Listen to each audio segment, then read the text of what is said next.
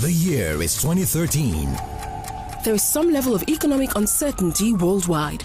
Global leaders still battle with a menace called corruption, but things are about to change. One event seeks to bring everyone from different sectors in the country together and create a mandate for every leader.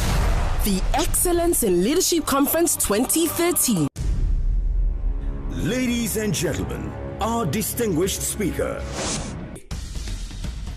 Fela is the Chief Executive Officer of the Gemstone Group, a leadership development institution with a distinct mandate to raise a generation of leaders that are empowered, motivated, and stirred to operate with natural excellence.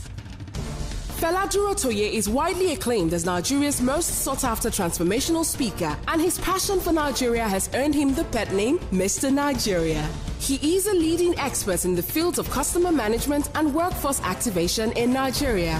Fela Durotoye was recognized by the Universal Peace Federation and the Youth Federation for World Peace as a United Nations Young Ambassador for Peace. He is married with children. Ladies and gentlemen, here at the Excellence in Leadership Conference 2013, please welcome our distinguished speaker, Fela Durotoye.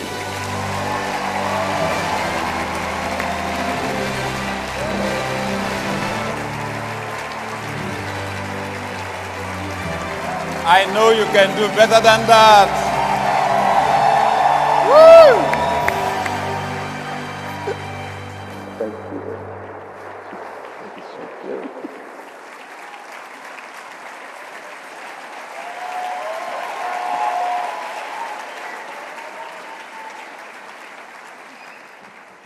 Again, my name is Fela Durotoye, and to be honest with you, I don't intend to make you laugh, but can I make a confession? Most people know me as Fela Durotoye. It's not a nickname. The word Fela actually comes from the name Oluwatheolami. So it's a massive name when you think about the ramifications. It comes from the prayer of Jabez, enlarge my territory.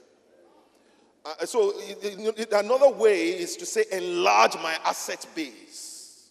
If I was a bank, I would probably be a mega bank. I don't know whether you understand what I'm saying. I'm a universal bank. Enlarge my territory. Oluwatheolami.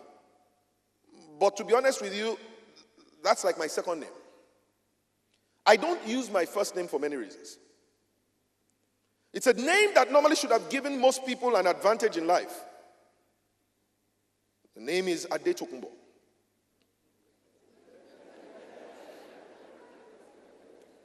I'm about to ask what's so funny, but I'll let it be for now. What can be so bad about the name Adetokunbo? Anyone that is here, and I believe those of you that are laughing understand, that if you were single and you met a guy who was half good looking, even 1/4 good looking, but his name is Tokunbo or Tokes, all of a sudden his attraction factor becomes a lot higher. Because apparently the word Tokes or the name Tokes, which means brought from over the seas, usually presumes that there is an optional nationality somewhere in the corner. Isn't it? Am I right? So many times when you have a Tokunbo, you have more than one passport, usually, Abi. Aha! Aha! So now you understand why for 26 years I almost didn't talk to my parents except for the fact that they talked to me. Because I have only one passport. And it's a Nigerian passport. Why did an Adetokunbo end up with one passport? Simple. At 8 months pregnancy, my mother was informed by my father, this one is a special one, let us take him home from Canada. I'm serious, guys. I'm very serious. I'm not cracking a joke. I don't know what the nature of air, water, pollution, what kind of sickness, malaria. I don't know what could have happened to my father and why my mother, an intelligent professor to be, later became a professor of quaternary geology, would have listened to such an advice. But she did. And so they brought almost a full full-fledged, full-term baby at great risk across the ocean. And I was born in Oluyole, Ibadan. And when they asked, what is the name of this child? They said, Ade Tokumbo. But you see, you have to understand, at the time when they did this in 1971, Nigeria was supposedly a great nation. There was nothing in the horizon to have told anyone that this was not going to be the right move. That simply doing what they had done was going to, in a sense, give their sons supposedly a disadvantage in life. And I use the word supposedly very, very carefully, so I'll let you know. So, at this time in 1971, if you graduated from the University College of Ibadan, known today as University of Ibadan, you will not need to do any further examination tests or any form of specialized selection process to be able to get into universities like Cambridge University, in Oxford, or even Harvard. Because in 1971, they were all at par. I mean, by 1976, we have certain statistics that say that Nigeria was already 6th in the ranking of nations academically, going by the GCE O-level standard, where they do a ranking of nations. Also in 1976, I must tell you, this is by the time I was already 5 years old, that the 1 naira exchanged for $1.33. Meaning that to be able to get 100 naira, you would have needed to get $133. Meaning to get 1,000 naira, you would have needed $1,330. Meaning to be able to get 100,000 naira, you would have needed $133,000. And yet in just 30 years, something happened to this nation. And we went from a nation which in 1974, a nation called Finland was considering a list of nations to be able to give certain aid to. And it is said that when they made the presentation to their parliament approved every nation on that list except one. You want to guess which one it is? And that the parliament rejected the giving of aid in 1974 from Finland to Nigeria for the very simple reason that they said this was a superpower in the making. But many of you may remember this story because it was told in 2008 to the then Vice President of Nigeria, Dr. Goodluck Ebele Jonathan, when Finland was giving aid to Nigeria. So we went from a nation that did not qualify for aid to a nation that was receiving aid along with a story. In 30 years, light was knocked out of our bulbs. Water was kicked out of our taps. Education was kicked out of our schools. Health was kicked out of our hospitals. Safety was destroyed on our roads. And dignity was taken out of labor. And we saw all these things happen. Most people have been able to link it to one core problem. What is it? Corruption came as a process. It came as a little process. At one time in this nation, we had people who knew what was right from what was wrong. And we had a value system and a consciousness of values that said to us that what is right is right. Magba yawo orere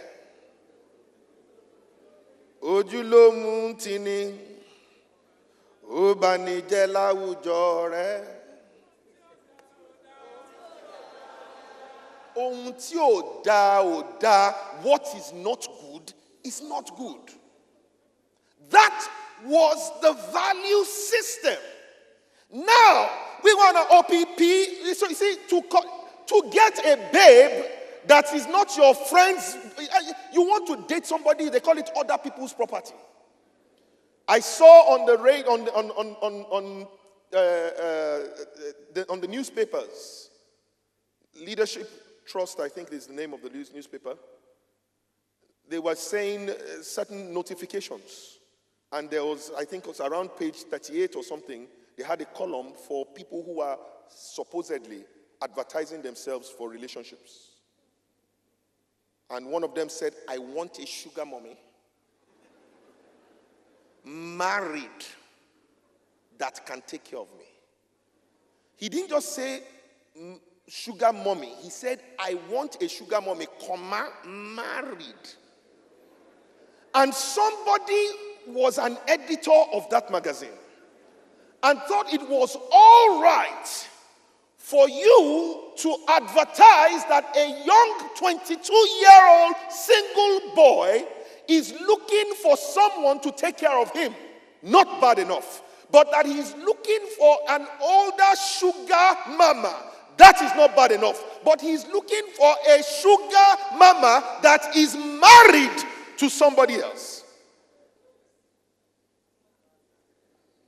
So we've gone from where we knew what was wrong to where we started to alter what was wrong to seem right.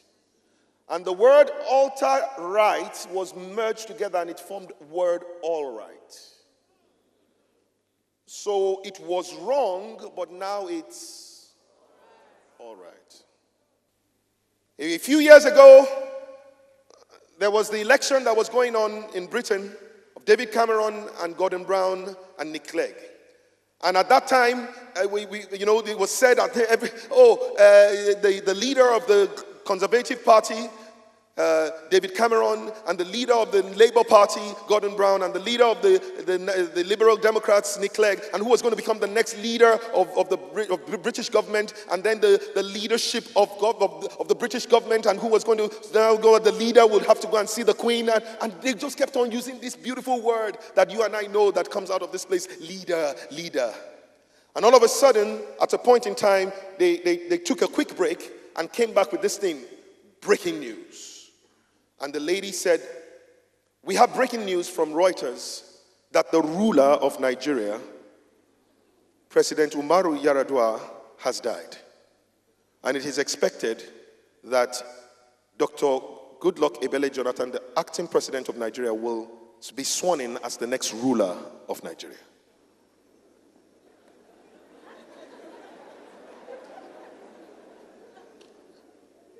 I was consumed by my passion. I took my face down and I threw it. How dare you? As if she could hear me. How dare you? But this, in fact, the way I was shouting, she may have heard. How dare you? How dare you call your own people leaders? Then you call my own people rulers. Ah! And then the Holy Spirit said something to me. Just say, cool down. So I thought, and he said to me, which government is in power? So I said, PDP. He said, it's the People's Democratic Party. And they usually call themselves the ruling party. And everything creates according to its own kind. Therefore, a ruling party will produce.